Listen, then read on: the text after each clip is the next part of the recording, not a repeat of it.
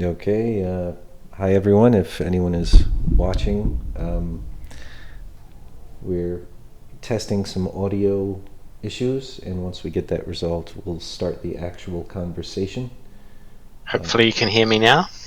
All right, we'll see if your voice shows up on the stream. Okay, cool. I'm just waiting for it to come up on your end. Yep. Yep, it's coming up. Cool. All right, excellent. And there's no, if you mute the stream, you don't hear any strange echoes when you talk or anything, right? Correct. Okay. All right, it should be good. And you were loud and clear on the stream? Perfect. All right, fantastic. All right, I guess we can get started then.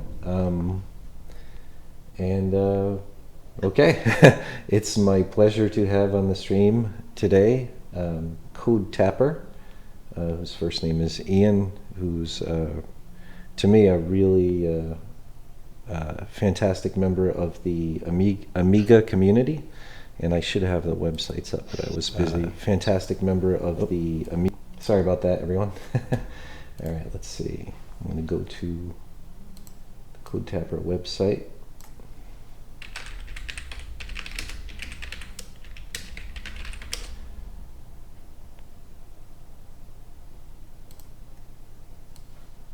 There we go. And what would you rather I keep referring to you as Codetapper or Ian? Or does it matter? Either way, not fast. Okay. Go with Ian, it's a bit shorter. Okay, so Ian has been a longtime member of the Amiga community who has not only done a lot of really great interviews with Amiga game developers, but also did a fantastic job analyzing the graphic tricks that were done in many of the really impressive Amiga games to get more parallax scrolling and more colors on the screen in those games. And we're going to be talking about that pretty soon with Ian. And that's sort of how our interests overlap. Is I'm a longtime graphic artist who actually learned pixel art on the Amiga computer. And I was always very frustrated that on the Amiga, while the hardware had a lot of power, there was a big difference in the sort of cultural appreciation and respect for video game creation as an art, which led to most Japanese-produced console games having much bigger teams with more experience who were allowed to dedicate a lot more time to making a particular game on any particular platform or game console much more impressive and in general much more fun. So even a lot of the games that that everyone in the Amiga community really remember fondly, most of them they look quite nice. They show off the Amiga's abilities quite well, but a lot of them are just not as fun as they could have been if there was more focus on input design, and if Commodore had made the effort to support, to officially support multi-button modern control pads as opposed to just the old clunky one-button joysticks. So anyway, that's the general gist of things. To this day, I really want to not only show off through demos what the Amiga could have done, but eventually actually make games that run on classic Amiga hardware that are up to much more modern standards, both visually and as far as gameplay. So anyway, that's what's going on right now, and we have Ian here. So why don't we just start talking about some of your great sort of under the hood analyses of these games to show off how these programmers and artists got around the supposed hardware limitations that they would have faced if they were using the Amiga hardware, this sort of the way it was intended on paper. Is there any particular game you would like to start with, Ian? No, you go through. I'll just talk away. Okay, let us start with one that a lot of people just in the retro gaming community in general will recognize, which is R-Type 2. This is a good sort of general introduction to the, I guess what we call the repeating sprite trick. Do you want to sort of explain how that works? Sure. If you have a look at the Atari ST version to start with, you'll know that it's absolutely terrible and it doesn't have any sprites at all in the background. The Amiga version basically has nothing in the background until it gets into that sort of cave part later in the level, and then it switches to a completely new copper list which has the same sprites repeated across the screen, and they just instantly bring it in, it looks a bit crappy, to be honest, because all of a sudden it just appears. Right. However, it's better than not having it at all. Right. And the programmer at least enhanced the Amiga version. He could have just done an ST port and it would have looked, it's equally terrible as the Atari ST version. And it scrolls, I think, half the speed, so you get the parallax effect. The graphics look pretty good considering they're 3 colors. Of the background parallax Sure. layer. Yep. No animation in it. There's a few other games which did a similar trick, but then they had, say, 3 sequences of animation going. So there was the cogs in the background, and then it looked like the whole background is animating, which looks so much better. So it would have been neat if they'd be able to do that. I'm not sure if the arcade had animation, so maybe that's why they didn't bother. But in general, it looked like they just tried to stay as close to the arcade as possible, which, as you mentioned, the arcade had this weird thing where there was no parallax, and for those who don't know, parallax means when things move at different speeds to create the illusion of depth on a 2D game. So, for example, a background layer will move more slowly than the layer in the foreground. And so in the arcade version, when this, if you can see my mouse pointer, when this sort of techie textured background appears, it's scrolling at the same exact speed as the foreground at first until it completely covers the screen, and then it starts scrolling at a different speed, which is a little strange and jarring.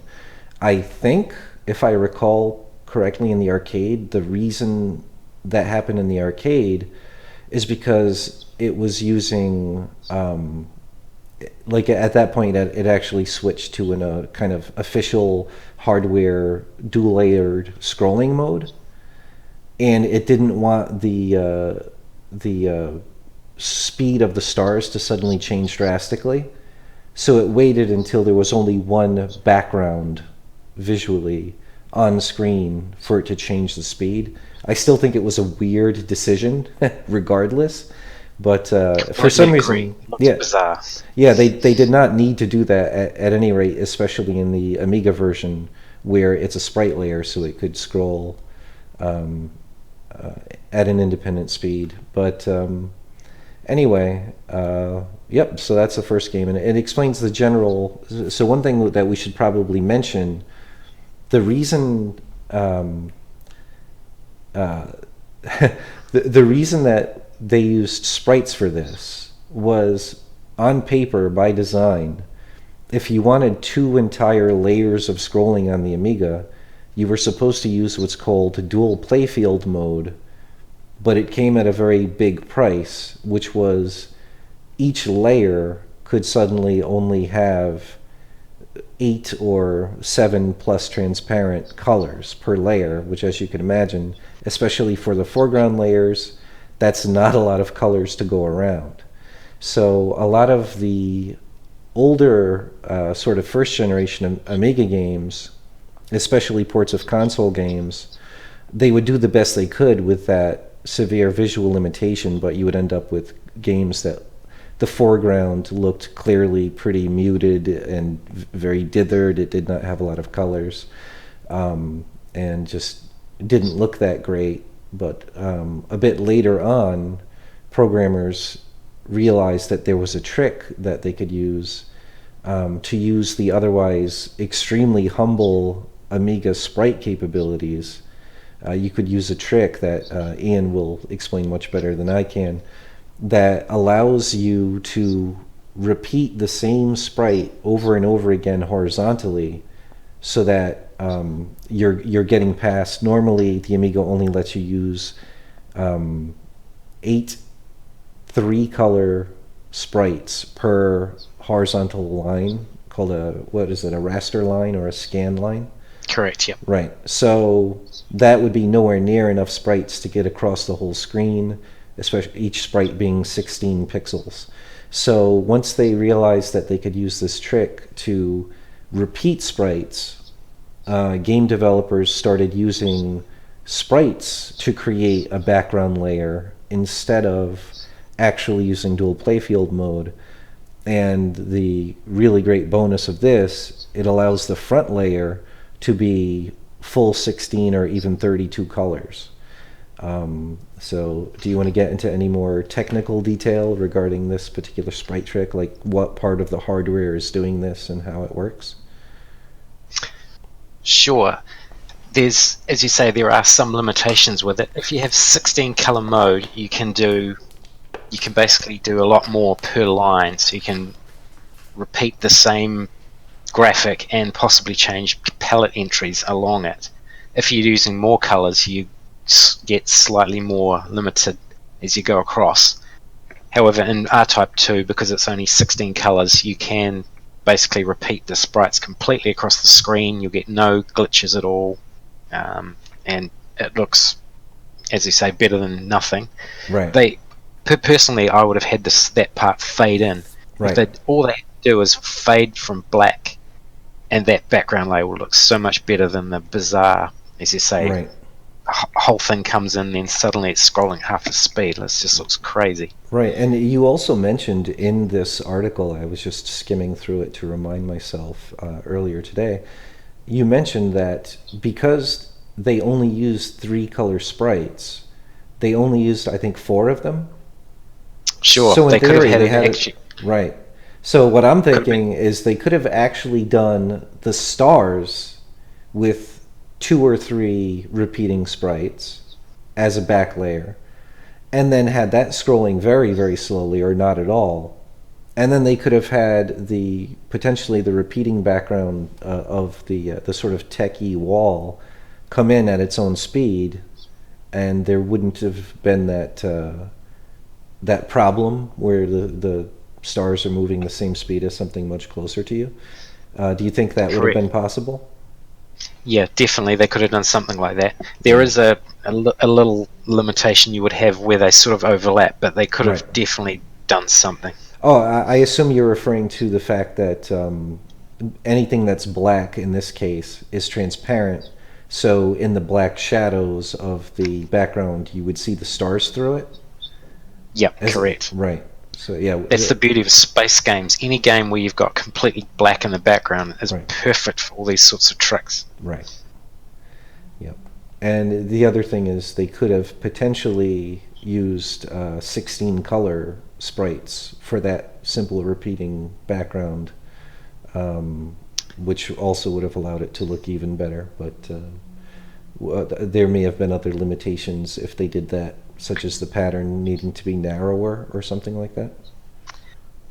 In this case, if you'd only used 4 sprites, I think you can only do 3 with scrolling. You would lose one of the sprites if it's the full screen. I think R-Type 2 is not actually the full screen. They cut a bit of it to make it smaller. Right. So in which case you would still have all the sprites available, and you could have had 16 colors in the background. Right. Like games like Risky Wood, for example, uses 16-color sprite background. Correct, right? yep. All right, we'll get into that game next, I guess, since I just mentioned it. But yeah, so, I mean, this really does make a huge difference, and I should just explain that quickly. I mentioned it in my first sort of mini stream, but Basically, when the Amiga computer they had in mind to make it a powerful game console and computer from the get-go. But unlike almost every console designer of the day, who focused very much on adding hardware with sprite abilities. Sprites are the little things that move around the screen, and most game consoles have chips dedicated to displaying those objects. What's interesting about the Amiga's design is they took all of the moving objects eggs and put it into one basket called blitting, and in fact there's a dedicated blitter chip, if I'm not mistaken, right? Or at least a dedicated part of the hardware for blitting. And what this does is it's basically a processor that allows you to draw pixels into the background graphics at a very fast rate. And the benefit of that is your moving objects can use as many colors as the background objects are. So they're not limited to like so many 3-color ones of such and such a size. They can also be much bigger, and there's no inherent limitation of, oh, if you display 8 moving objects per raster line, then you're going to get flickering. So I can see why it was very attractive to them to sort of not focus on sprites and to use blitting instead, and to give it a lot of blitting horsepower. But because they did that, you still have the issue where most modern games, I'm saying modern sort of from the frame of mind of back then, most 16-bit games had parallax scrolling, and it was really starting to feel very old-fashioned and sort of cheap for a modern 16-bit game to have just a single flat layer of scrolling in the game. So initially, when that was a big problem for the Amiga, because suddenly if you wanted the parallax scrolling and used the built-in dual playfield mode, suddenly you only had, like I mentioned, those 8 colors per layer. So everything in the foreground, the player character, in this case of R-Type, if you could imagine the spaceship, the explosions, the shots, the enemies, everything, the foreground architecture, everything would have to use the same 7 colors, which is very not on par with the Mega Drive or the Super Nintendo or the TurboGrafx 16. And having so few sprites really made it difficult to sort of add some colorful things. Like one thing they did a lot in the Amiga is they would use the sprites, what little sprites there were, to make the player character nice and colorful on a dual playfield parallax scrolling game. But then most of the enemies, explosion, pickup items, and the entire foreground would be 7 colors. And one great example of that, of an otherwise very high quality game that suffers from that, is what is it called? Mr. Nuts, I think. Are you familiar with that game, Ian? Sure. Yep. Yeah, I mean it's so close. Like it's obvious the programmer or programmers were top notch. Like everything is incredibly close to Japanese console quality. The main character sprite is beautifully colored, well drawn. But then you look at the foreground, and especially the enemies. Actually, let's see if I can actually very quickly pull up a long play of the game to show what I'm talking about. One moment, please.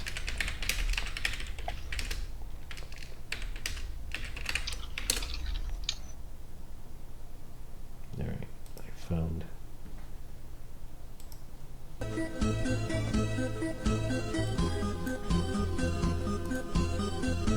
Okay, so let's skip ahead.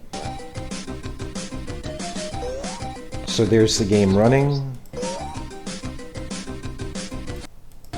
Let's see if where are the enemies? All right, so here you can see the background's got a lot of nice parallax, and they used a color changing trick we'll get into later, using on the Amiga the copper, I think it's called, right?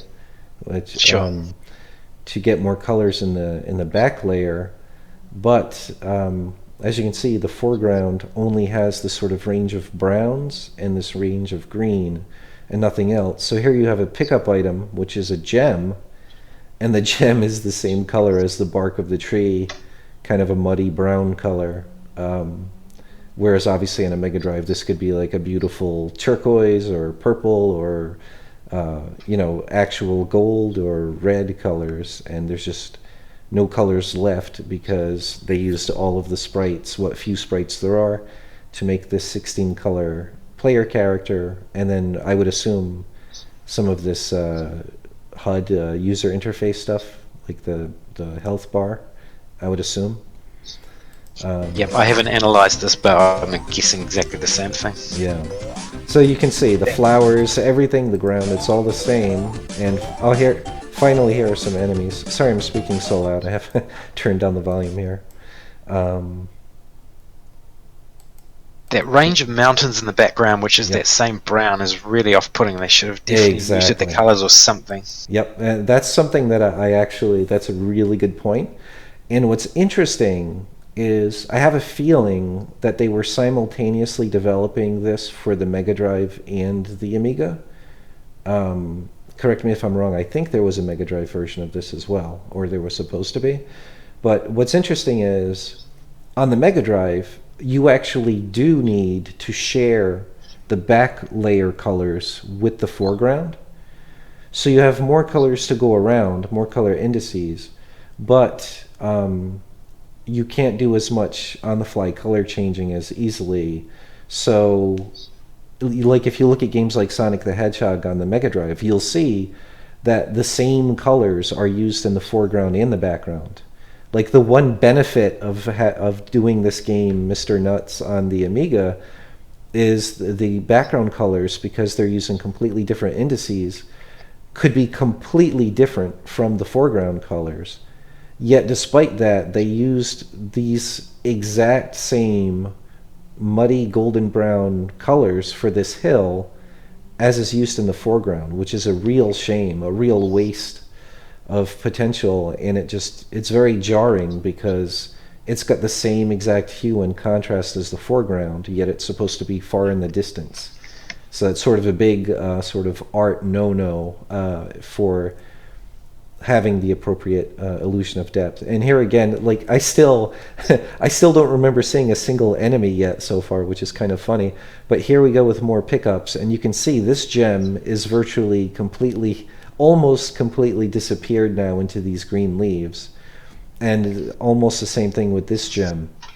And so this is one of the huge problems that occur when you try to use the built-in layered scrolling method for the Amiga. So it was a real sort of revelation and massive increase in potential for visual quality once programmers realized that they could trick the Amiga into repeating its humble sprites in the background to fill the entire back layer.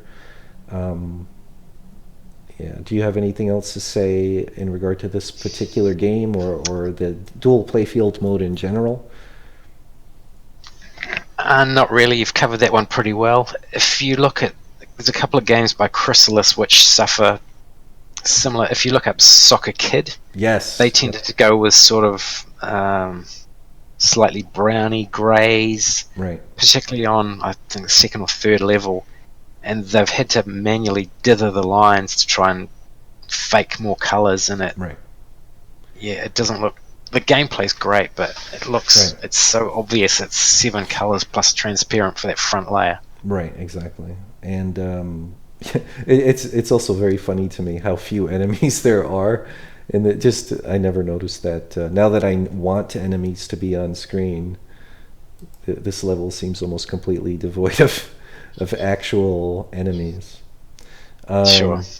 But yeah, and then one benefit of dual playfield mode is that you can slice the back layer or the front layer in horizontal lines completely across the screen to get additional layers of parallax scrolling, which you can see happening here in this game. But the funny thing is, with a very good programmer, and some patience, you can. Up there was a bee, which you could see had the same same colors as the foreground. But you can do the same screen slicing parallax trick with sprites, with the repeating sprite background trick. So Definitely. I would say the only actual benefit of the using an actual back playfield layer is that the entire screen can be, it doesn't need to be a repeating pattern. But as you can see in this game, which uses a full, for the sake of saving memory, they would almost always use tiles anyway. So even that supposed benefit is almost never, or very rarely, is it taken advantage of. Because they didn't have a ton of memory to go around, and it's obviously better to spend that memory on character animations and enemies and things like that. So those are my thoughts on this particular game. The one other thing with dual playfield mode, because you're only having to blit 3 layers, it's actually faster for the CPU as well. So you're less to click the screen to then draw in the player in the new position. Right. So that's a slight speed up, but right.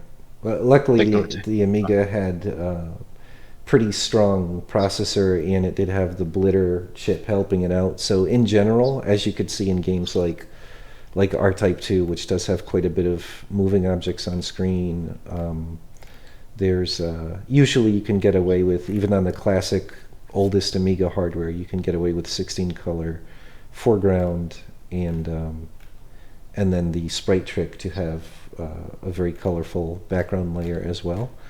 Yep.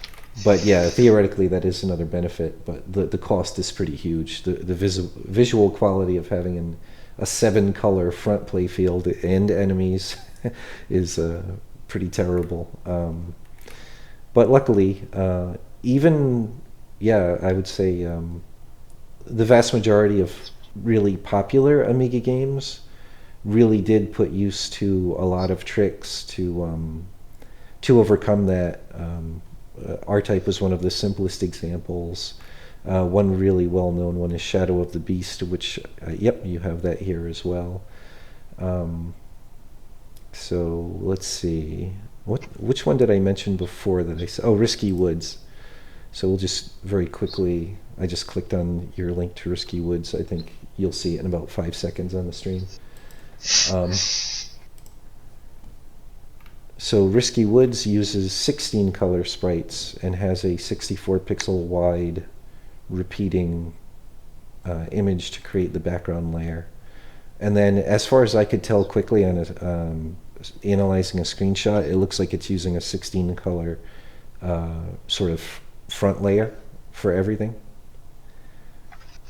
Sorry, it's slightly glitching there. I missed part of what you said, but I'm guessing you're talking about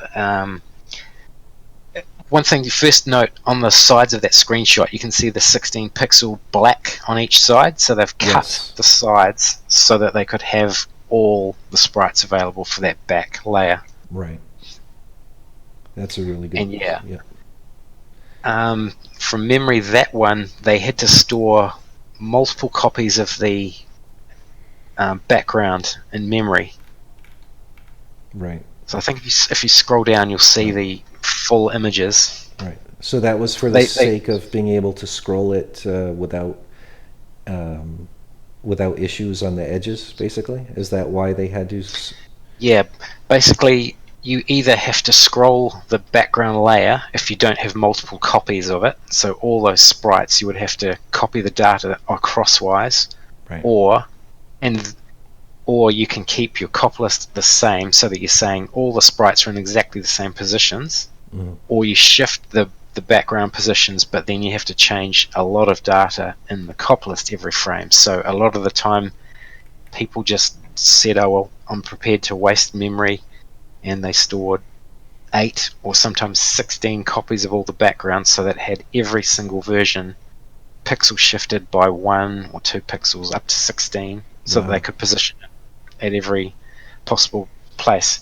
Right. However, there was another way you could do it. If you lined up your graphics in a certain way, you could actually copy those with the blitter directly into the sprite as you needed it. So if you needed it to scroll 3 pixels, you could in theory, just copy it in. Right. So you lose a bit of CPU power doing the copy. However, it saves a hell of a lot of memory. Right. So we can get onto that later with one of your demos. Yep. I would guess the only other option, which actually looks a lot better than most people would assume, would have been to have the back layer just not scroll at all.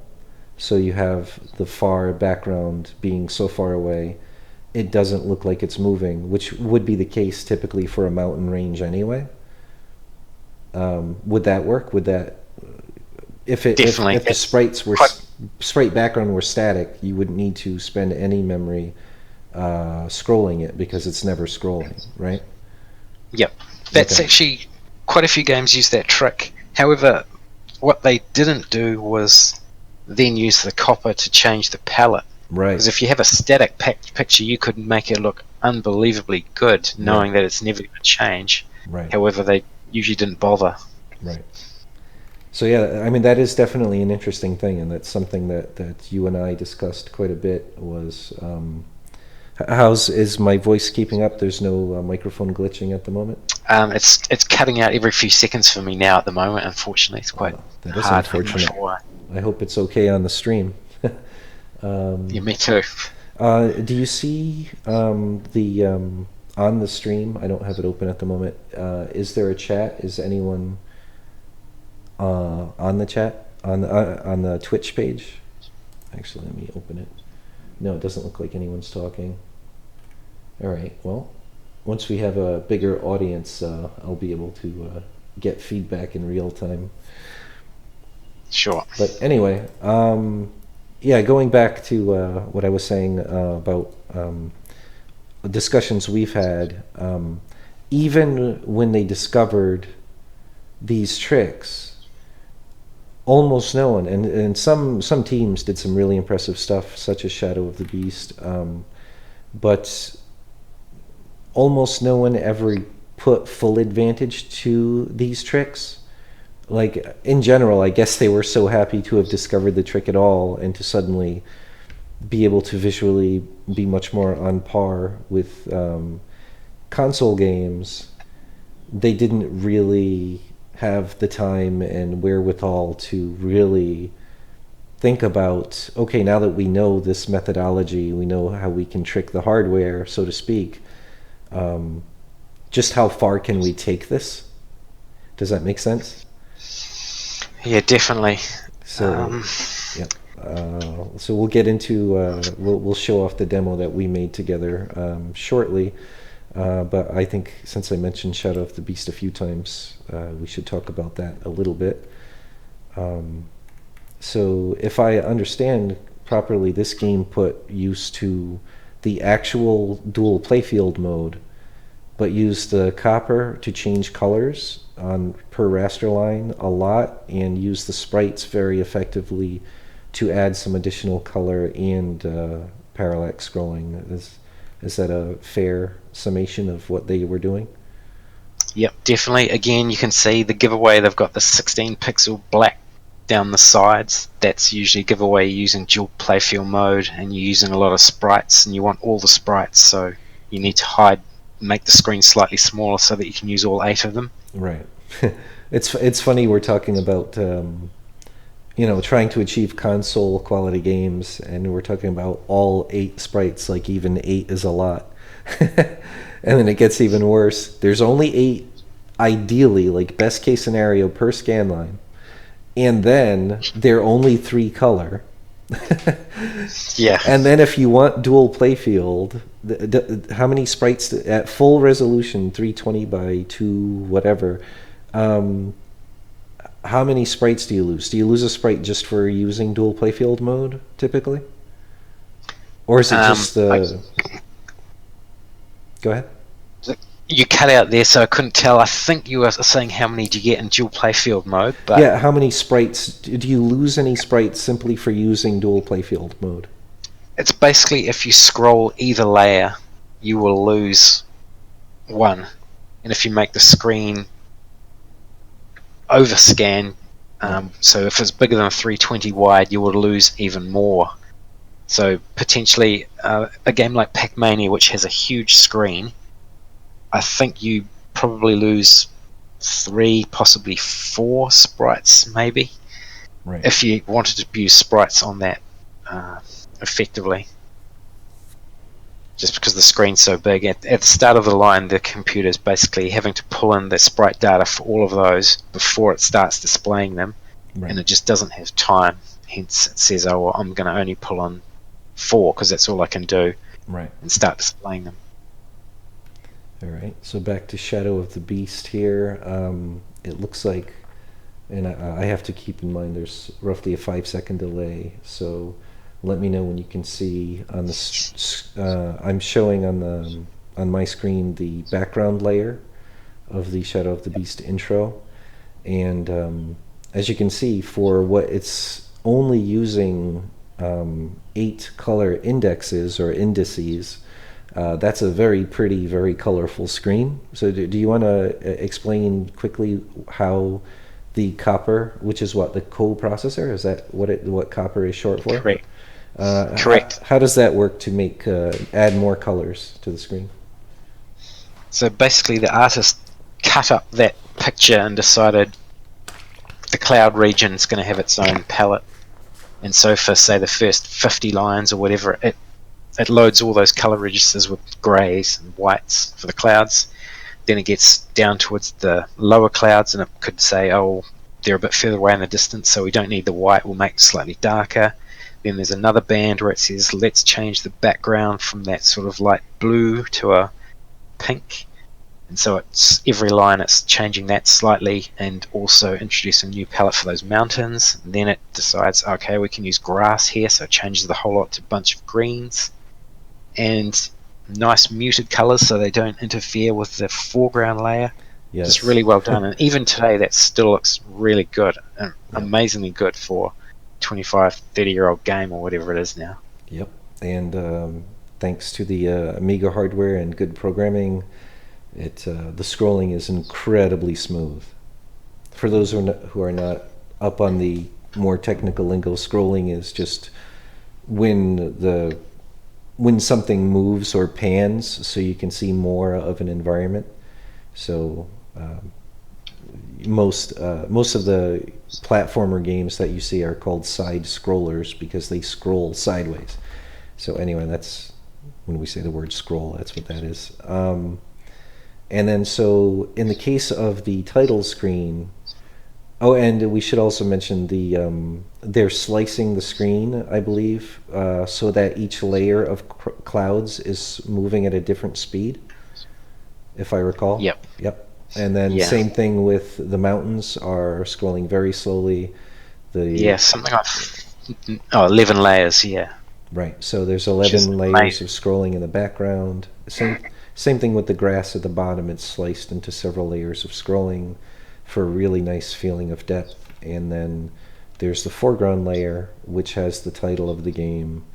And also at the bottom, it adds one last bit of environment art scrolling very quickly.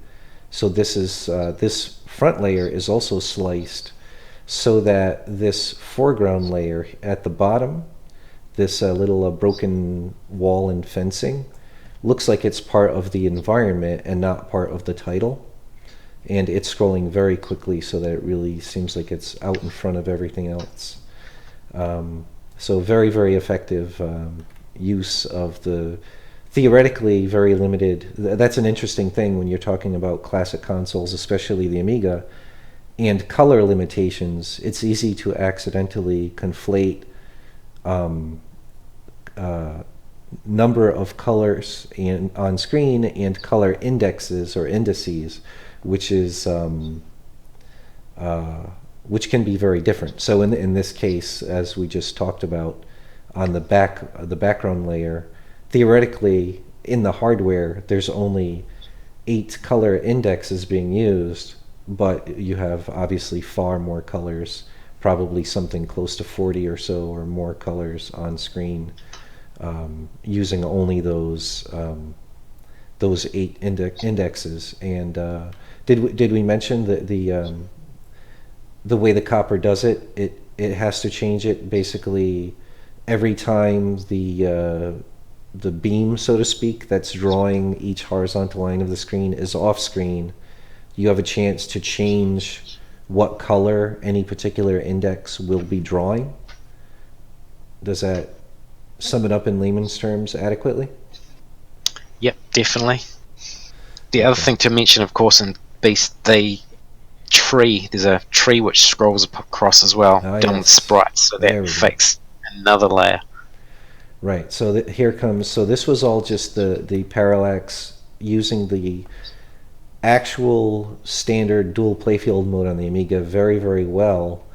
So they still, because they added the black borders, as Ian mentioned, they actually have all 8 sprites to use.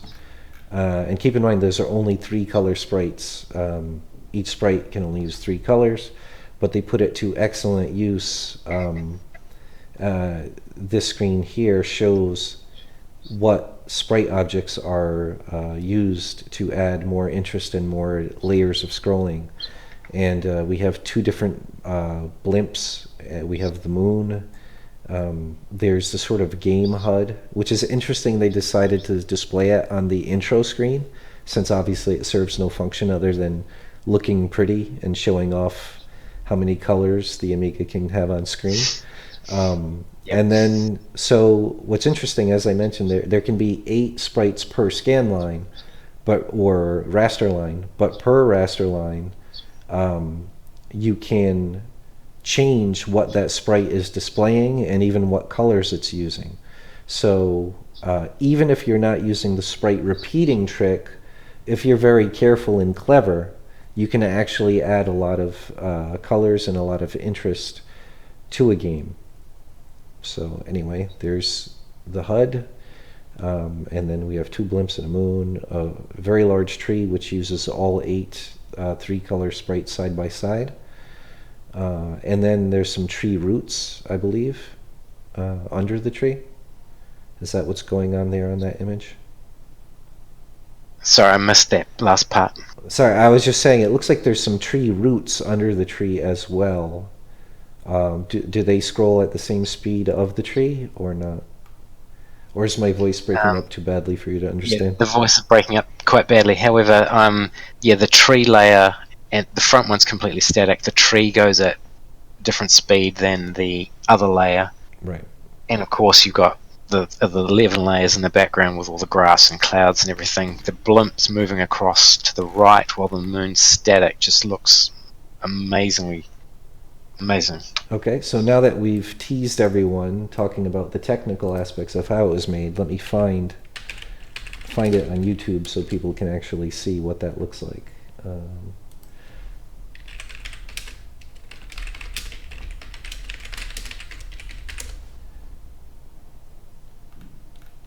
The first layer of Shadow of the Beast is just amazingly well designed in that they've said we're going to use all the Amiga hardware we can, cut it perfectly into layers. There's just about no gap where you can see the different layers. Just so well done. Yeah, definitely agree. So this is Amiga hardware used right, with a lot of love and care. All right. Oh, is this? This is only the intro. This is not the sort of title screen. Hold on a second. I guess I'll find a long play.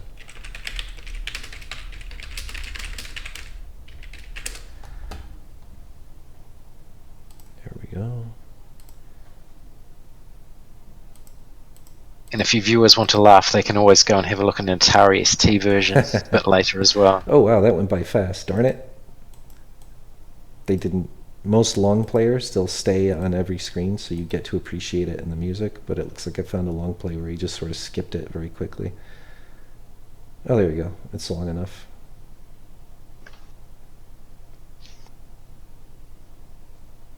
Well, there it was, in all its classic Amiga glory. So, so there's that. And did you want to talk about any other game that you've analyzed, or would you like to move on to the demo that we worked on together and talk about that a bit? Yeah, let's go on to our demo. We can always come back. Some of the tricks we used were based on other ones. Right. Okay. Mainly Jim Power, which I'm sure we'll talk about later. Okay. So now I'm going into my Amiga emulation setup.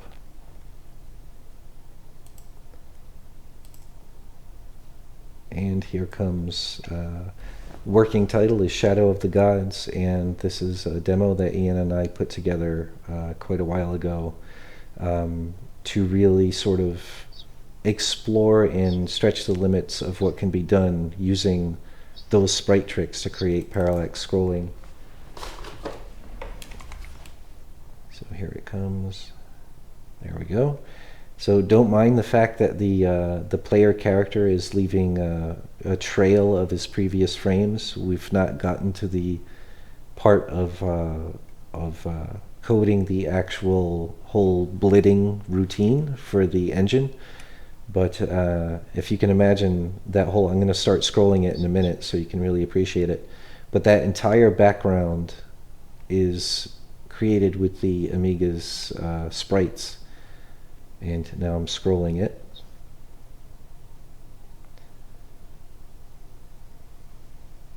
So you can see we have a lot of layers, not only independently scrolling and introducing new colors very often at given scan lines or raster lines, but they're also, in the case of the water, they're actually animated as well.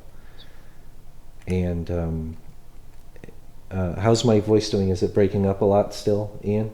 A little bit, not so bad at the moment. Okay, that's good. So,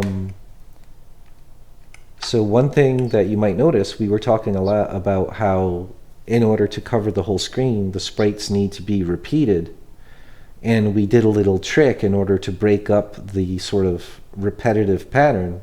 You'll see we added a moon with some leftover sprites in the upper left corner. And if you look carefully as I scroll, there's actually a sort of mid-layer tree that is sort of halfway in depth between the background, sort of the background trees and the foreground, and that also is being created with the sprites that were left over from the repeating pattern. And you might be wondering how we end up with leftover sprites despite going across the whole screen. Is this, I don't remember, is this the full 32 pixels wide? I missed that question. It was something Okay. about 32 pixel. Yeah. The background. 320, I'm sorry. Is this... Yes. So... It's Wow. the full 320 wide. That's crazy. Go ahead. The trick is we actually do lose one sprite because we're scrolling the screen. However, you can still manually load the graphics for that sprite at the far edge of the screen. And if you manually load it without the Amiga having to do it automatically, you still have time to load it and display that sprite. So amazing. As long as you use sprite number 6 and 7, which share the same palette, and you manually load the graphics for it, you can use that one. Right. So that's what we're doing. Very, very impressive. Oh, I should also mention in the very close foreground, scrolling very quickly, that grass is also sprites. So one thing that we didn't mention, which hopefully was obvious talking about the other games, is that the Amiga hardware, you can set the sprites to display either behind the graphics or in front of the background graphics. So in this case, you're doing both. First, you're creating the background behind the background graphics, and then down lower, you change the drawing priority of the sprites when you reuse them to create the grass so that they're on top of the background graphics. Is that correct? Correct, yep. Neat little trick, but looks really good. Yeah, I mean, this is a lot of layers of depth and color on the screen. Another thing I should mention is the graphics for the background are very carefully designed. Ian was nice enough to create a program which can analyze artwork created by an artist, and so long as the artist follows some careful rules, the program will analyze it and convert it to the data required to reproduce it with all of these Amiga hardware tricks, such as changing the colors per scan line and that sort of thing. Is that correct? Oh, maybe you didn't hear what I was saying. Talking about the program, yeah, it just basically finds how many colors are on each line, and it tries to work out the optimal way to change the least number of colors per line.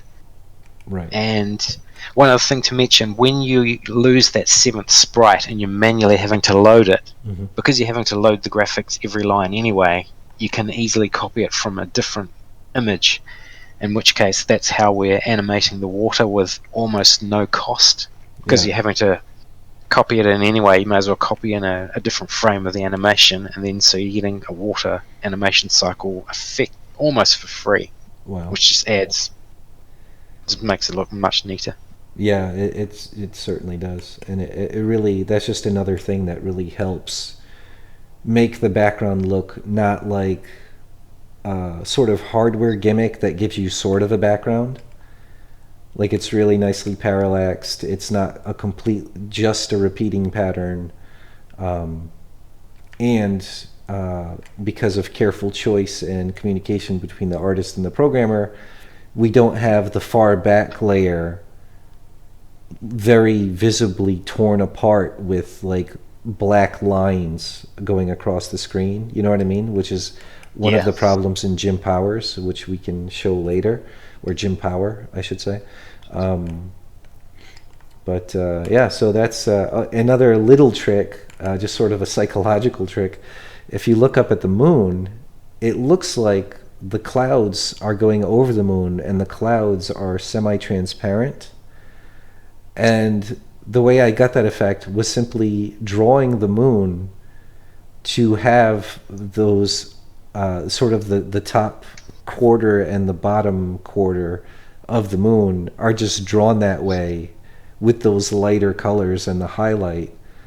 So it creates the illusion in your mind that the cloud is going over it and sort of creating an addition color effect and brightening it. But the moon just looks like that anyway. Even if the clouds weren't there, the moon would look like that. That's just how I drew the art. But it creates a very convincing effect that you're seeing a moon behind a transparent layer of clouds. Yeah, amazing graphics.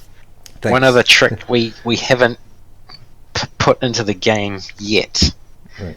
If, for example, that tree in the background, the one that's made of 3 sprites across and 16 colors from memory, if you design your object so that it's like a big arch, you can actually make the sprite appear like it's quite huge, as long as it's going up on an angle.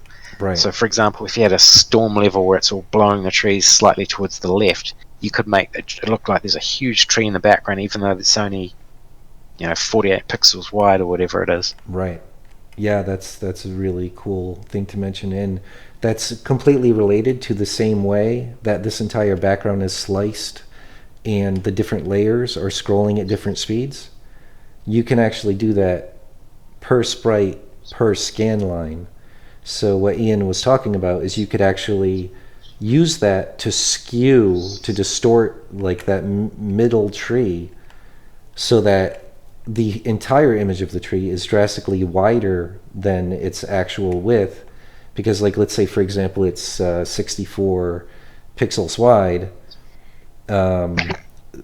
Each horizontal layer is nudged over a pixel or two, so the entire thing might end up being something like 128 pixels wide instead of 64, because the bottom would be way off to one side and the top would be way off to another side. And you can use that same kind of trick on like play fields or sprites to create really cool effects, like blowing in the wind, as Ian mentioned, or like that sort of heat effect, that wavy heat effect. Or underwater, you can create a nice underwater effect the same way. So anyway, oh, by the way, Ian, how do you remember how you can quit out of this demo? Try see the F10 or the star key on the numeric keypad. Yep, that worked. F10. Okay, thank you. All right, I guess I'll quit AmiKit for now so we can quickly show. So we can quickly show Risky. No, not Risky Woods. I just saw I still had the Mr. Nuts YouTube video running in the background. That may have been eating up my bandwidth and making my voice get live and learn. So let's see. Let's see, what do I have open here? Okay, so we will go to Jim Power. So can you describe what's going on in Jim Power in your analysis? I have it up on the screen now. Okay, let's have a look. Just getting mine to catch up with yours.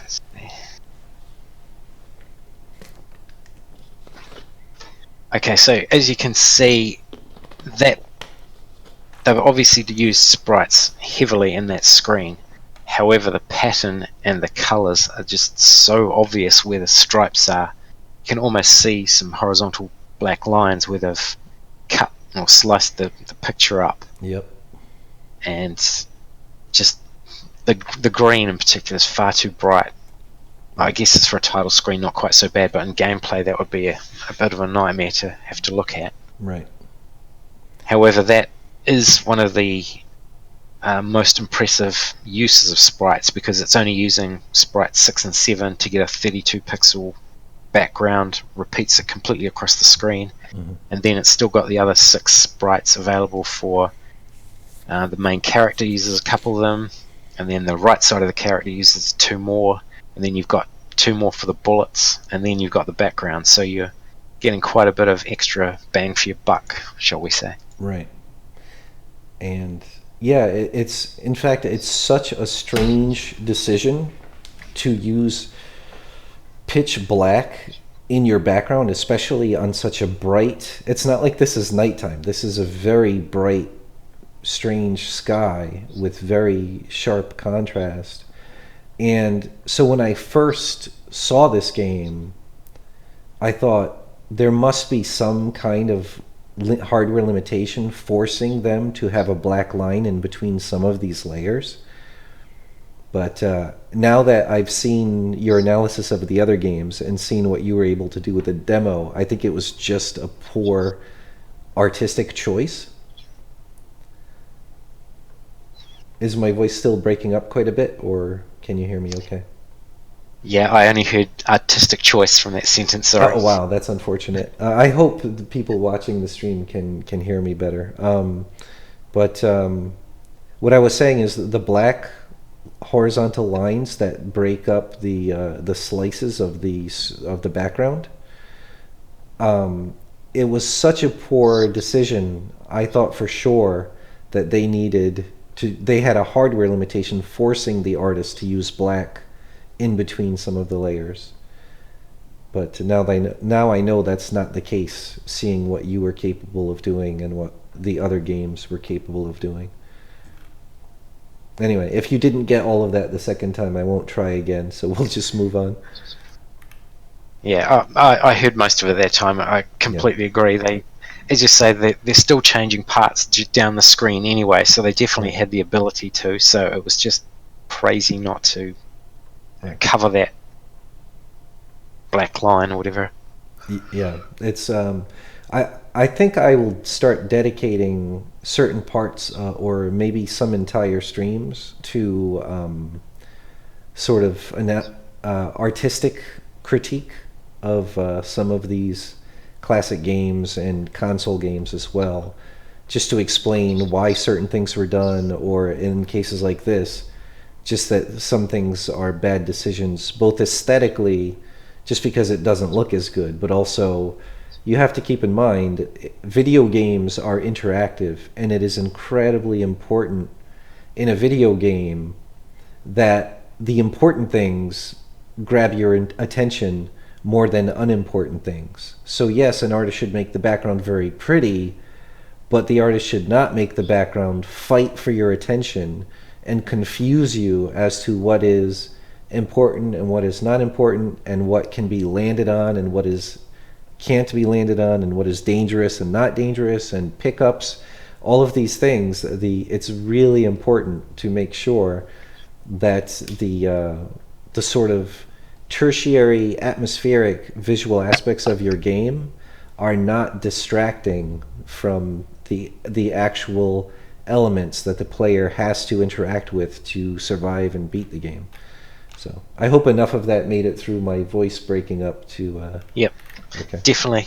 One other game I always remember when I read was Putty Squad. They deliberately blurred the background.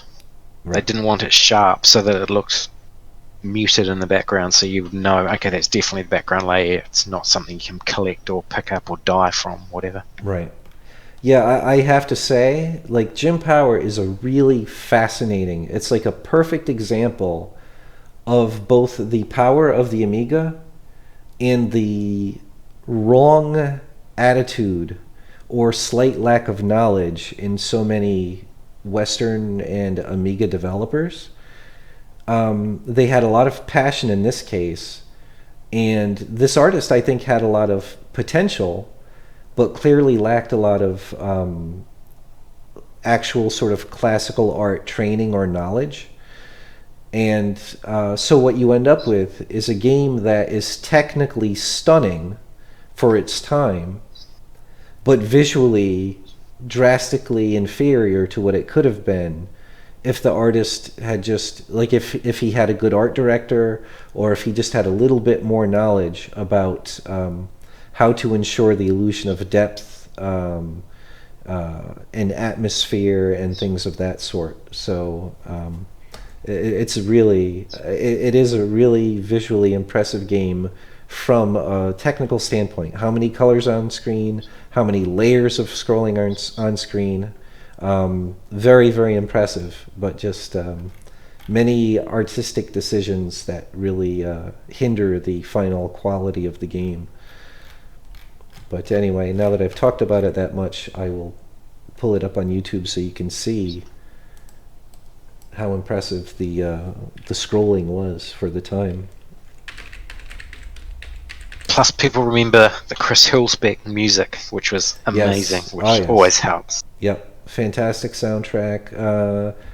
He was also responsible for was it the Turrican series? Correct. Yeah, fantastic stuff. Him and the musician that did the Shadow of the Beast stuff are my two most fondly remembered. Yeah. Yes, Whitaker. Thank you so much. Most fondly remembered Amiga music, which I think is pretty typical.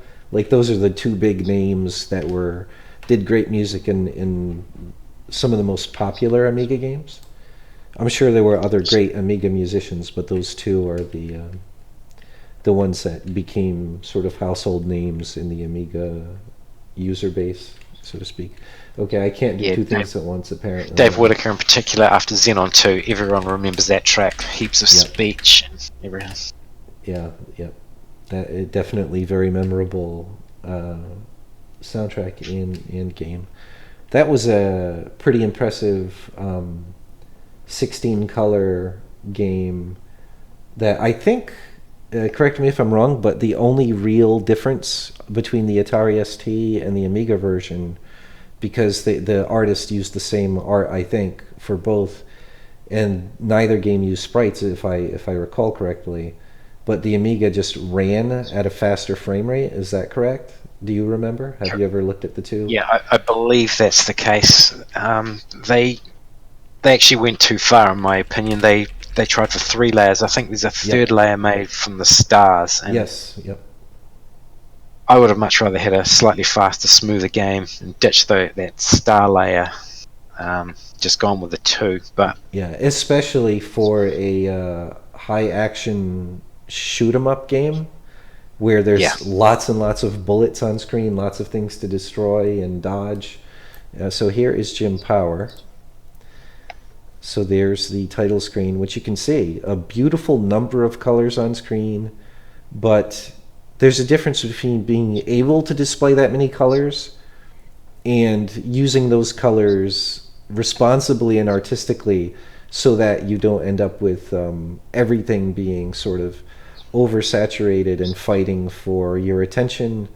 And if I pause this at a glance, That black line under the bottom of those green trees just looks hideous. Why did they do that? yeah, and that was like, it was such a bad decision. I really thought for some reason they had to. Like, I thought maybe because they wanted to keep the borders of the game black, that they had to use a black index, and the artist felt like he didn't have enough indices to go around to add the detail he wanted. But even if that were the case, which I don't think is the case now, even if that were the case, it's just a bad decision. He should have just redesigned it to not require the black color. Because lower contrast and lower detail would still look much, much better than having this black. Like, this whole area this is the confetti syndrome I'm talking about. It's telling you, it's telling your brain, it's just as up close as the title, and it's just as important as the title. And this, like Ian was saying, like you were saying, this is bad enough on a title screen because it visually is less appealing, but it's far worse in game, where there are literally parts of this game where there's blades of grass in the background that you're afraid to jump onto because it looks like deadly spikes. So not only did the artist draw it with sharp contrast, with dark outlines and bright colors, but he drew the blades of grass like triangles pointing upward, like really scary looking deadly spikes. And the contrast is so high, it's telling, the artist is accidentally telling you, don't jump there, and yet they're completely harmless. So let's see if I can find examples of, there we go, right there actually in the front layer. Let's see.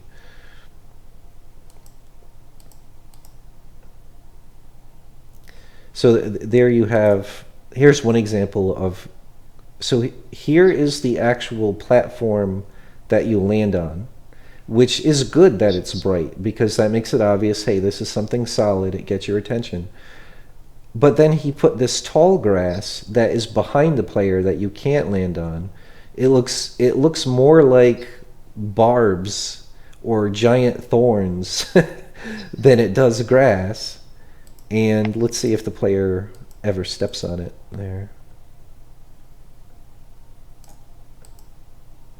Yeah, so you can see he was just on it there. It goes behind him. So why not just use the darker green and the dark colors to make grass there, but grass that doesn't look like dangerous spikes? Now these are actually deadly spikes down here, so there's no problem there. But as you can see, this game really suffers from what I call confetti syndrome. When you pause it, especially if the player is overlapping other parts of the graphics, he can sort of disappear into the background. Everything has pitch black, almost pure white, and a lot of saturation. Even the far background, very sharp contrast, very high saturation. So nothing really jumps out. I mean, the player jumps out a little bit because he's dead center on screen and he's against this generally medium tone background, but often in this game that's not the case. Often if you pause it, it's really hard to see what's going on, and everything is fighting equally for your brain's attention. But anyway, I've gone on enough about that. Do you have anything else to say about that, Ian? There's just a couple of other weird things on that screen back there where you had it paused. Mm-hmm. You can see the bands so obvious. They didn't even blend the sort of the top of the mountain where it's white into then it kind of more browny one, and then it goes into a different brown, and they should have just blended this color slowly together, make that look so much neater. Yeah, and the other thing. Yep, go ahead.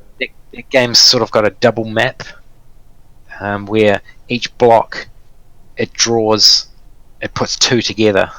So to draw a tree, it's actually drawing one block, I think 8 colors, and then it does another one over the top. It's the whole way through, which I'm not sure why there's hardly any reason to make it look like that. I can't see many of the graphics which are improved by that trick, Right. and it just slows the game down because you're having to draw two every time you want to draw a tree or whatever. Right. Yeah, there's one. I completely agree. There's one is. Oh yeah, this background really. Here it comes. So this one, even though there's no black line in between, the artist clearly took almost no time to. And I feel bad if the artist ends up watching this stream. I'm not poo-pooing. You know, I'm sure you were young and you did really well based on the time you could spend and your level of training and knowledge. Like there's some stuff that's really smoothly animated and very nicely detailed.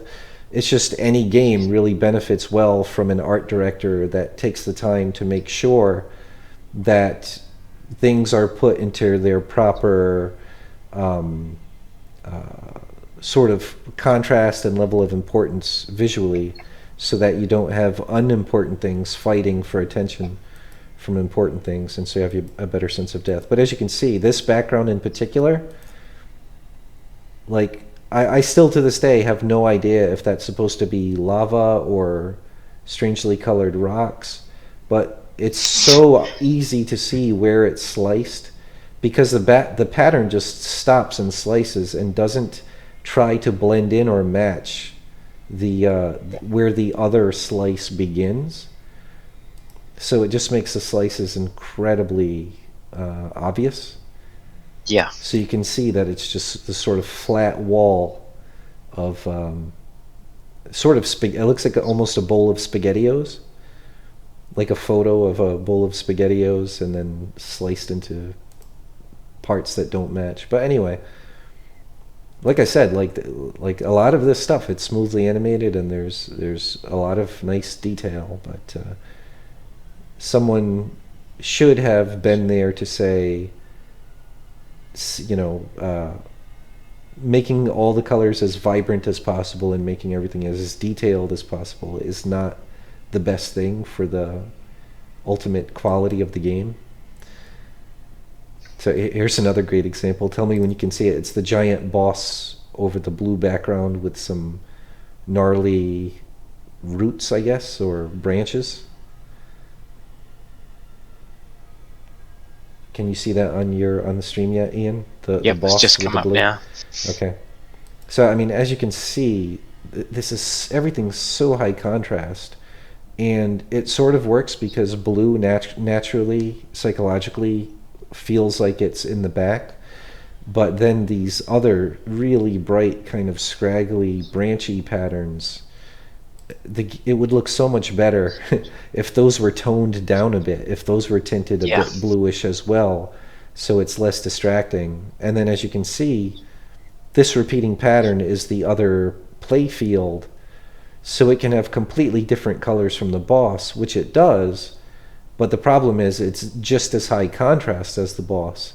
So again, if this layer were muted down and blued a bit, tinted blue just a bit, it would look so much nicer and you would be able to appreciate the art of the boss better, and it would just play better because it would be much easier to see what's important and what's not. But anyway, there's that game.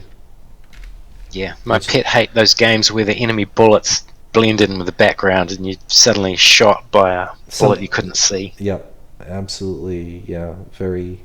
It's one of those things. Like I've worked as a pixel artist for over a decade in the industry, and it was really an eye-opener to see, like, even some of the best artists, and by best I mean most capable of creating beautiful imagery in the industry, especially when they were new into the industry. It took them a very long time, and it was very against their instinct to learn that spending as much time as you can to make every last thing in the game a masterpiece is very counterproductive, because you're very often, if you do that, you're focusing on that one thing alone. You're not looking at it in its actual entire visual environment. and you end up spending literally sometimes 10 times as much time as you would have on something, adding like far more detail than you should have. Whereas if you had sort of designed the artwork in its proper place and just worried about how well it looks in its environment, then you would have spent far less time on detail and contrast that actually makes it look worse instead of better. Like, in other words, if you just have it alone on your painting program screen, it looks amazing. But you put it into the actual game where it belongs in the game, and now it looks bad because it has too high contrast, too sharp detail. Because you did that, it looks like something that the player can interact with, which he can't, which makes the game visually confusing. So this is something that I saw over and over again with beginner artists that were incredibly talented visually, but did not yet learn that creating art for a video game, especially any particular object, is very different than just doing a drawing or a painting of one particular thing. You always need to think about it and see it where it's going to end up, so you don't waste a lot of time adding detail that ultimately makes the game look worse instead of better. But anyway, so there's my point on that. All right, I think we covered Jim Power pretty well. Was there any other of these you wanted to talk about, or did you want to quickly show people the project that I briefly helped you with that you're working on? Yeah, go for it. Okay. I guess we'll start with the splash screen, and once you can see it on the stream, you can start explaining the project. Let's see, I will load it into my graphics program, pixel art program.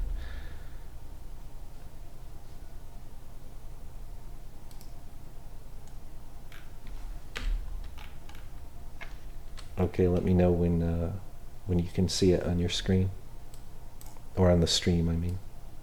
Okay, yep, there we go. Okay, so I've always wanted to do an arcade port to the Amiga and try and do it perfectly, or actually improve over the arcade version. And I read reviews of Roadrunner. Quite a few people remember the game. It's rare in that it's a game that scrolls from left to right. Most games go the other way. Yep. So it's kind of unique like that. Released on all the computer systems back in the 80s except the Amiga. And that's the perfect machine to just do an almost perfect port. So the screen you're looking at there is the Atari ST version of the title screen, and then it's been expanded slightly so that it's 320 by 256, so a full low-res Amiga picture. Still 16 colors, and has the same horrible contrast sort of problems. Like if you look around Roadrunner's legs with that horrible red or kind of browny red. I'll zoom in on that so people can see. There's a very unnecessarily vibrant red color that's used to outline the legs as opposed to an appropriate duller brown color. All right. So because it was on the Atari ST to start with, it was only 16 colors. They didn't bother with any sort of palette tricks down the screen to give it more colors. Right. It just looks pretty terrible. In fact, I think I have... Oh, here's the actual Atari screen before. So this is the Atari version, which was purely 16 color. So even the one that we were just looking at here is already an improvement. I think this is the improvement that you made, right? Based on the arcade splash screen and making it 32 color mode? Correct, yeah. Okay. So, and then what you had me do... I always hated that sort of the bottom of the cave. Yeah. That kind of red but dotted, dithered look. It looks just looks very bizarre, and the cave's so obviously drawn on. It looks terrible. Right. Yeah. So you basically asked me if I could basically edit and recolor this screen to get the best use out of 32 colors, and this is what I ended up with. Just waiting for the stream to catch up. Yep. So that looks unbelievably good compared to that original. Just the shading on the magnet Right. and on all the objects, just tiny bit of shading makes it look so much better. Yeah. And the background colours for the hills in the background are much more like the arcade colours. The cactus has been copied from the arcade version, Right. and Just muted dots in the background.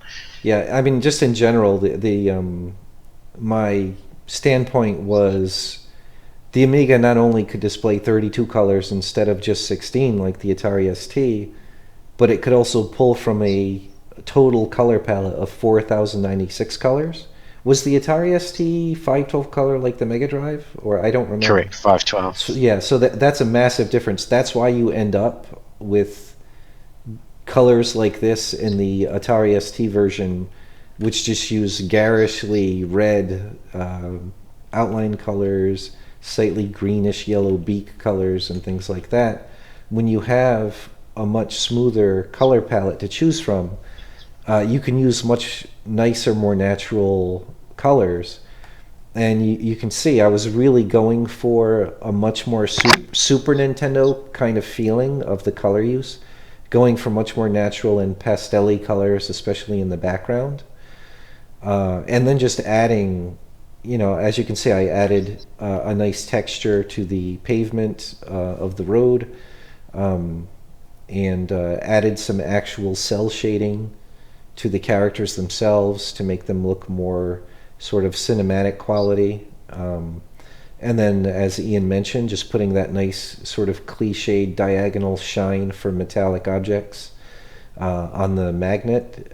All these sorts of things just to really get much more mileage out of the 32 color indices and to really put much better use to the Amiga's, I guess you could call it color fidelity, its ability to display a much more subtle set of colors than the Atari ST was capable of. So that's the splash screen as it stands. Amazing job. I really appreciate it. It was very fun to help. And as you can see, we got rid of that incredibly ugly and completely unnecessary, I'll circle it here. This is dithering used poorly. Right here. So dithering, if you haven't picked up on it yet and don't know, dithering, I'm not explaining to Ian, he knows very well. But when you create this every other pixel checkerboard pattern to create or try to create another shade between two colors. And the bad way to use dithering is to take two colors that are too distinct in value or hue, in this case in value. This reddish color is too dark and too strong to work well dithering with this. If you can imagine, if I dither the extremes, if I were to dither white and black, even when we zoom out, it's going to be a very obvious and very painful dither pattern, as you can see there. So the smart way to dither is to dither between colors that are already close in hue, or already close in value, but different in hue. So as an example, if I take this green color from these plants, this background green, or even better, one of the gray colors, let's see. Yeah, I'll just stick with this brownish color. And I dither that. That is going to be a much more subtle and more convincing new color when I zoom back out than something that uses a really stark contrast. But anyway, there's that. Oops, very loud telephone. Hold on 1 second. I'm going to mute my microphone. I'll be right back. Where is the mute for the thing? Oh, there it is. Okay.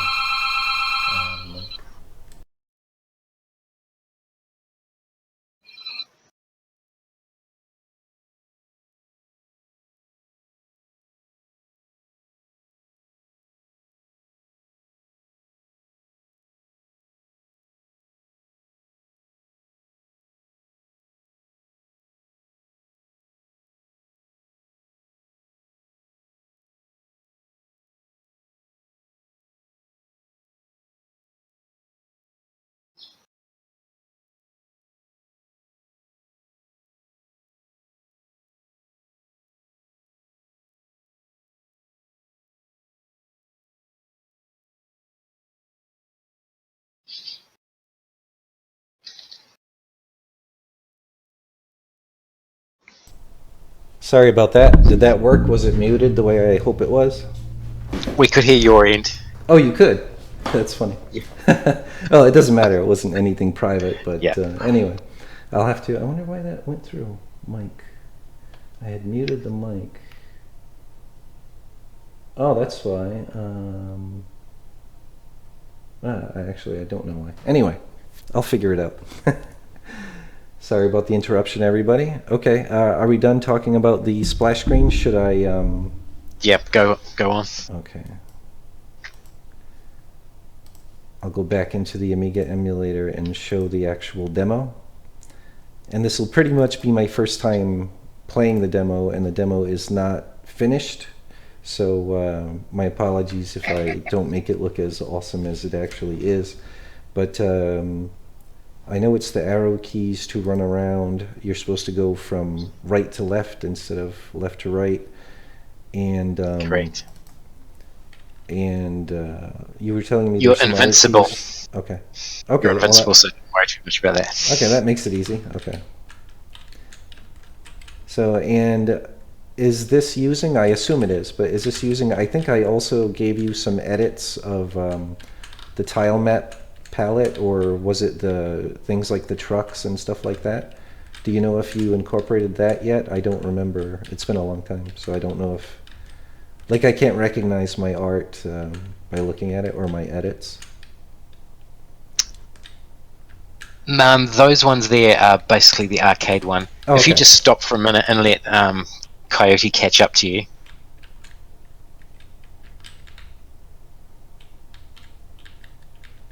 So all through this level, it's doing a bunch of palette swaps. Like just prior to that, it did one where it switched from sort of yellow bunch of mountains, and then it becomes sort of more brown. Right.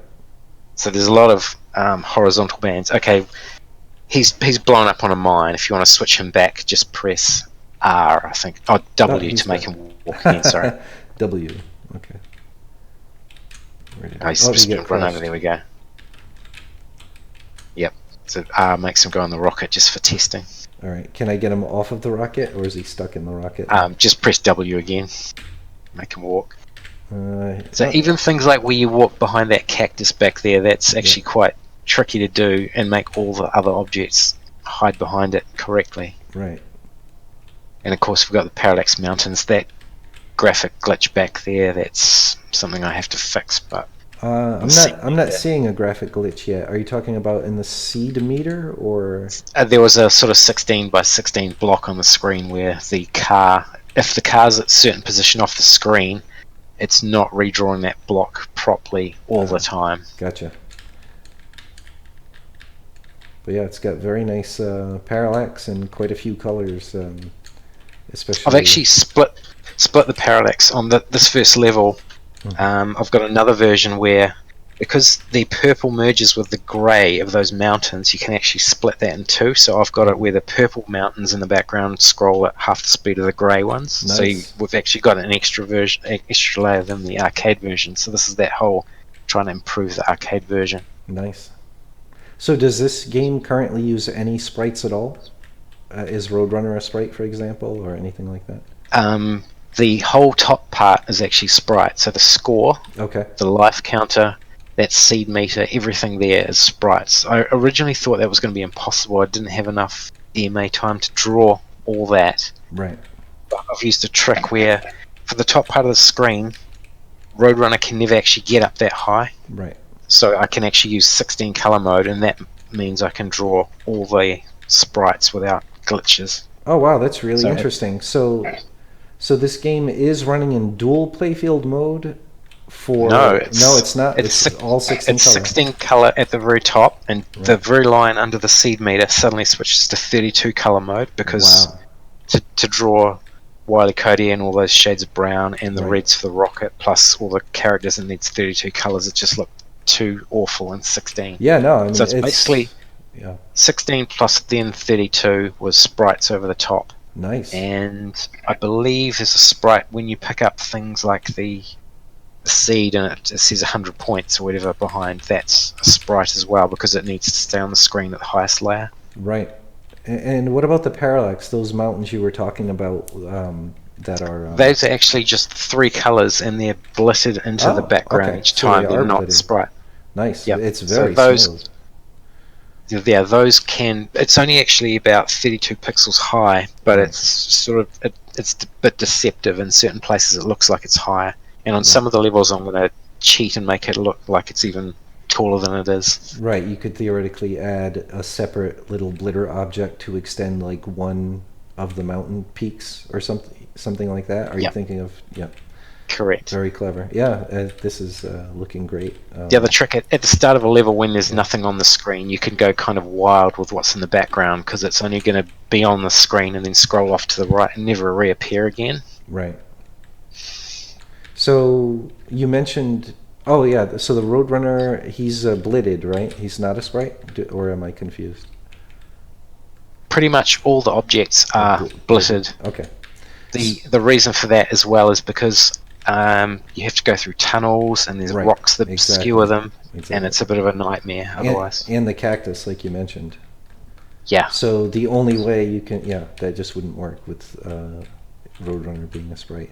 So I was just thinking, is it maybe possible I was just thinking 2 things for the sky. Maybe use a little copper rainbow to make the sky a little lighter as it goes down behind the mountains and get a little darker up toward the top. Sure, that would be completely easy. I tried with a few, and it didn't actually look as nice as a plain background, but it would have a pro to be artist very like subtle. yourself would have to be doing. It would have to do be, it, I'm sure. Yeah, it would have to be very subtle. One mistake that a lot of the Amiga artists made back in the day was because they could do the rainbow trick, I call it, the typical, the background is kind of low color, so we're just going to use the copper trick to change one color every scan line to a new color. And they almost never did that subtly. Only really Shadow of the Beast is one of very few that did it in a nice subtle way. But for a game like this, it would be best to keep it almost monochrome, so it's just going from a very light blue to a medium blue very softly over several lines. Otherwise, it's just going to it's going to clash with the rest of the art if it's not subtle. And the other thing I was thinking is if there's enough sort of processing time after the seed meter, that's all sprites you said? Correct. So could you potentially reuse those sprites a scan line or 2 afterwards and pop a few 3-color clouds into the background? You broke up there, however, you could definitely use the sprites. I literally couldn't think of a way to use them nicely, but if you have any ideas, definitely. Yeah. What I said was you could potentially reuse those to make some nice 3-color clouds to put in the sky under the seed meter, but above the mountains. Yes, you could.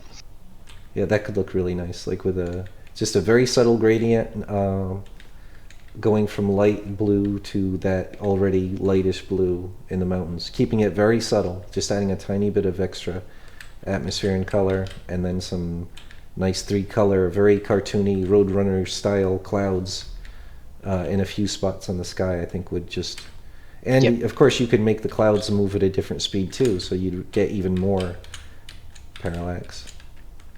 And at that point, I think this is looking drastically superior to the arcade game,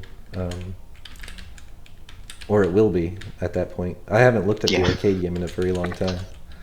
So anyway, it looks like you've certainly proven the concept. It's running silky smooth, even with the parallax, and with these fast-moving objects. So it's looking great.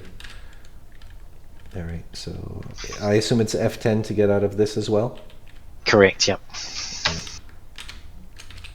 There we go. Still waiting for the stream to catch up. If it's not F10, it'll be star. There we go. Yep, no, it did. I'm a little bit slow, but it's mostly the stream. We'll blame the stream. Yep. All right, well, that was the most of what I wanted to cover with you. Like I said, I think what you've already done and continue to do for the Amiga community is really awesome. For the sake of us kind of tech-minded people who are really interested in how things were made to work from a graphical standpoint on the Amiga, but even just for sort of the Amiga community from a nostalgia standpoint, to be able to see some of these tricks and to see the interviews you've done with or read the interviews you've done with so many of these Amiga developers. And but for me, it's also exciting because I want to make new Amiga stuff, but on the classic hardware, and I really enjoy seeing how far I can take these tricks as a as a professional artist that's has the benefit of sort of standing on top of the Amiga artists of the past, and also learning from the modern consoles that came afterwards and the ever increasing quality of art. So I'm really excited to start creating a library of Amiga games that really do the hardware justice. Sorry if you couldn't hear a lot of that. Yeah, a lot of that glitched. Sorry, I couldn't That's hear very it. unfortunate. I really hope the stream is going I better. heard something about libraries, assuming you're talking about making a library of available routines or techniques or No, but that is what code samples or something. that is what I was getting at. Eventually, I was talking about wanting to make demos and games that live up to the Amiga's potential.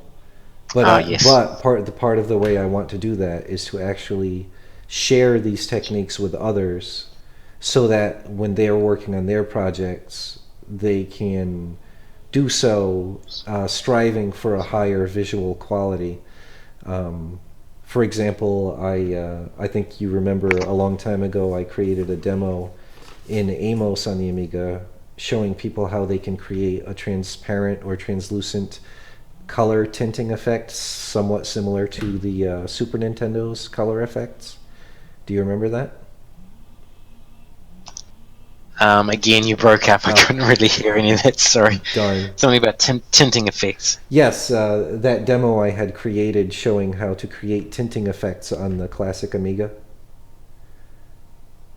Oh well, maybe my voice is breaking up too much to really hold a conversation at this point. Yeah, I just about can't hear anything at the moment for some reason. Wow, that's unfortunate. Let me make sure I don't. Yeah, I don't have any websites going either. So It could be my end for all I know. yeah, I don't think my French high-speed internet is as high speed as it's supposed to be. I'll have to see if I can get that improved as well. All right, did you want me to show you the demos I've been working on in Amos? Yeah, definitely. Okay, so let me go back into the Amiga emulator.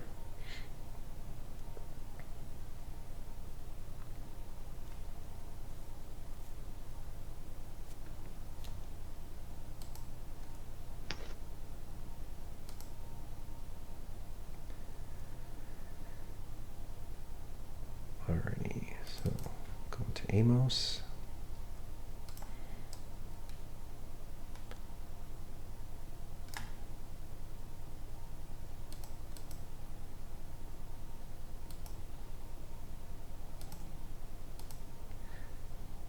So this is one you mentioned to me in our brief discussion earlier this morning with the trees.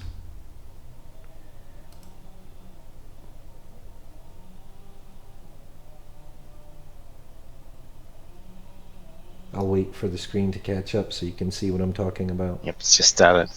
Okay. So the programming for this is still very buggy and incomplete. It's just set to scroll back and forth on its own right now. And as you can see, that scrawny tree in the foreground is made out of sprites, and it just sort of pops there occasionally because I've not yet really made the code to make it that scroll properly. But Yep. this uses the a similar trick to what is done for the background of Agony to create the mountains and the pine trees in the far background. Did you hear what I said about the pine trees and the mountains? I heard it's a similar trick To Agony. to Agony. Yep, The gotcha. Amiga game Agony. So I'm actually blitting just one bit plane across the entire top third of the screen to sort of stamp in that effect of a background layer. And because of the way I'm carefully using the color indexes, the mountains don't show up on top of the foreground trees. They look like they're drawing behind the trees. And that's only two colors, the far background. And I'm using the color changing copper tricks to colorize that and make it look like a much prettier background. Looks really good. Thanks. This artwork is still very rough, but as is the way anyone should work on a game or a demo, it's good to start working with very quickly made placeholder art so you can perfect the overall, not only programming to get it all working, but also perfect the overall size of everything, the overall shape and texture and color use. And then only once everything is definitely working well together should you spend time actually cleaning up and perfecting the artwork. Because so often an artist will spend a lot of time working on artwork that he ends up unable to use for the game because it just ends up Yep. using the wrong colors or too many colors, or it's just the wrong size or the wrong style visually. So it's always good to just get it working with very quick scribbly art, and then as everything starts falling into place together, then you know exactly how to perfect each thing so that you don't end up with problems like in that game we've been picking on a lot today, Jim Power, where everything is fighting for the same amount of attention visually. So anyway, so there's that demo. There's no gameplay yet, no player character or anything on screen. Oops. I don't need to quit, actually. I'll just load. And then the other one that you saw recently is... This is the side-scrolling shmup that I'm working on with my brother. And this actually has the very beginning of gameplay so far. It's only got that repeating pattern of basic enemies. But as you can see, you can actually shoot them and they blow up. So it's starting to become a game. And so this is actually running in... I can explain the tricks I'm using for this. There's no mouse pointer, so I'll just have to be descriptive. But the Amiga can actually display multiple screens at the same time, so long as each screen is taking up horizontally the entire screen. So you can see that we've got the top and the bottom are scrolling at a faster speed, and it's bigger art, so it looks like it's closer to the player and or closer to the viewer, and therefore scrolling past at a higher speed. That's actually a separate screen scrolling faster, and then I've inset into that screen the actual play area screen, which is running in 16 color mode, and it's just a small portion of the screen, so it runs quite well. And then those sort of tinted glass kind of techie looking columns that scroll in front of the player, that's where I use the few sprites I have at my disposal in Amos. Because I'm using multiple screens and hardware scrolling, I don't have all 8 sprites to use. I think I have something like 5 or 6 sprites to use. So, and you can see, if you look carefully in the exhaust of this robot character that I'm controlling, you can see a bit of the background detail through it. So that's using one of the modes of translucent effects that you can get on the Amiga with careful careful programming trickery and the careful arrangement of the color palette. So did you hear any of that? Most of that. It looks amazing. Thanks. Programming trickery, really good. Translucence just looks brilliant. Thanks. Can't believe it's Amos. Yeah, that's Amos was great for its time. It was amazing what you could make happen in a basic programming language, which thank goodness it exists, because I'm an artist. So while I understand a lot of technical concepts, I never had the time or invested the time to learning the exact syntax of real programming languages.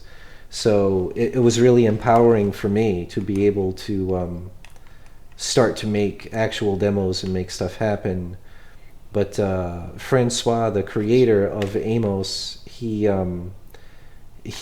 said so himself, that he was very new to the Amiga when he created Amos and didn't really understand the copper and things like that as well as he would have liked. So in hindsight, he could have programmed it to allow for much better use of the copper, and therefore you wouldn't lose sprites so quickly in Amos. And Yep. in Amos, you can use a command that's called rainbow to do that color change trick per raster line. But you can only do it for one color per scan line. So that's incredibly limiting, obviously, to the artist.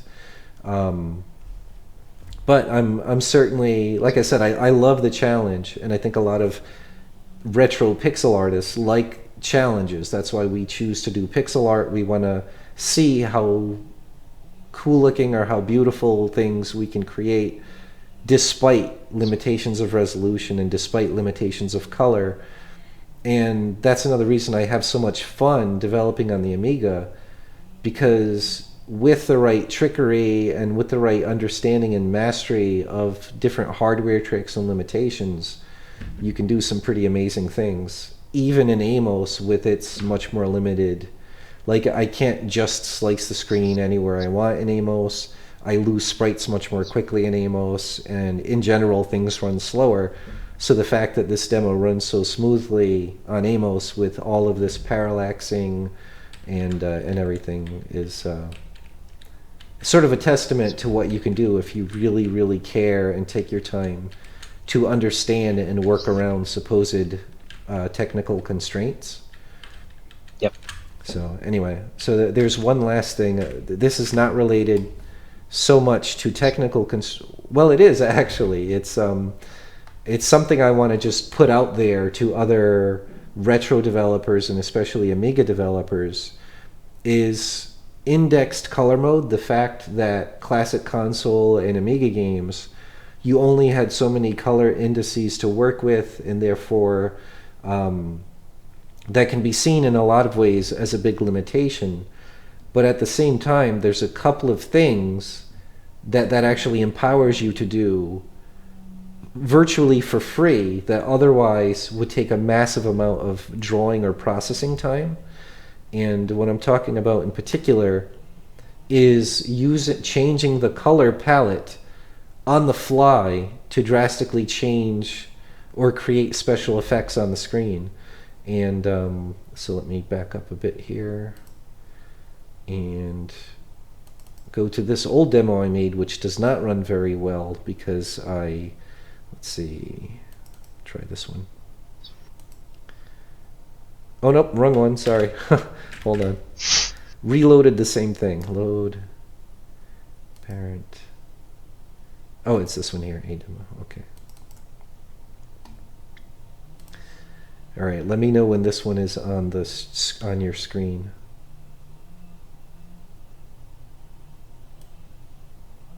I see the source. Game's running now. Yep. Okay, so as you can see, this game, I'm using nothing but the blitter to create all of this parallaxing, so it's extremely unoptimized. But I created this demo a long time ago to show off two things. One is the translucency effect, and one thing that's really incredible is this translucency effect, contrary to what you would think, actually is faster than just displaying normal solid blitz. So the way this palette trick works, this translucency trick works, is instead of blitting all of the what are called bit planes for the blitter objects, for like this big long beam, for example, or the exhaust, I'm only drawing 1 or 2 bit planes. So instead of completely covering up the background graphics, it's shifting what color indices it's using to display the background. So it's altering the background instead of covering it up. So because it's actually, all I'm doing is telling the blit operation to not bother blitting several of the bit planes, it actually, like a lot of people who think, oh, it's a cool special effect, it's going to be a hindrance to the processor or to the frame rate, but in fact it runs faster than normal blitz. So you get this really cool effect, not only for free, but you might actually get a slight increase to your game's overall frame rate if you have a lot of objects on screen that put use to this translucency. So you can see the exhaust is translucent, the beam is, the impact of the beam on the enemy is, the explosion is, and I can even go behind this demonstration text and the player character and everything else becomes tinted. Oh, and the other reason I brought this demo up is can you see how the screen is flashing when I shoot my beam and the beam hits the enemy? Do you see how the screen brightens up for a second and then fades back down? Yep. And then when the enemy finally explodes, the whole screen tints red and then goes back down to its normal colors. And that's some of the really cool stuff you can do because classic consoles, and specifically the Amiga, used index color mode. I get this translucent effect pretty much for free. It doesn't hurt the frame rate. And you can create these beautiful atmospheric special effects, like shifting from daytime to nighttime, or making suddenly everything go dark. Like, let's say you had a giant boss that jumped up and it was supposed to be casting a shadow over the entire screen before it lands. You could tint the entire screen dark, and fade it darker and darker as the boss is about to land, and then fade back to normal when the boss does land, all that kind of stuff. Or like, flashing the screen red when an explosion happens. A lot of really cool stuff you can do with simple palette changes. And as a very technical programmer for the Amiga, I think you can vouch for the fact that it costs next to nothing to change the palette. Did you hear what I was saying about changing the palette, Ian? I heard bits of that. Okay. As you say, it looks really good, and the fact that you get faster frame rate when you're shooting is quite amusing. Yeah. And then, the other thing I was saying is changing the color palette on the fly is extremely non-taxing on the hardware. In other words, you can change what the entire screen looks like with no cost to frames per second and almost no cost to memory. Whereas if I wanted to change the whole color screen on a more modern device, I might need to do something crazy like create a translucent object and overlay it over the entire screen. Obviously, it's not hard at all with really modern devices that can use hardware acceleration. But in general, I'm just saying, keep that in mind, developers that are creating retro games, especially for the Amiga, creating nice palette fades and stuff like that in-game can really add a lot of visual quality to your game and make it much more atmospheric and visually impressive. So anyway, there's that. It looks awesome. Especially since my voice is breaking up so much, at least for you. I don't think it's... I think we've covered the majority of what we wanted to. It's also quite late where you are, is it not? Do you want to end the stream soon? Yep, it's after midnight here, so that's we can always pick it up another time. Sort out. Maybe it's my end. Hopefully. Yeah, easy fix. I'm hoping. If not, if we have to, we'll try and see if Skype gives a better result next time. Even though everything on the internet told me Discourse is better. but we'll see. Hopefully we'll get it figured out, and I would love to have you back another time so we can update, on what we're working on and things like that. So anyway, it's been great talking to you. Hopefully the stream audio problem is not too annoying to people, and to anyone that ends up watching this, thanks very much, and I'll be back again soon, hopefully in a matter of a few days. All right, thanks again, Ian, very much. Yep, I guess you we'll too. sign Thanks off. very much for a great chat. All right. That's it, everyone. Bye.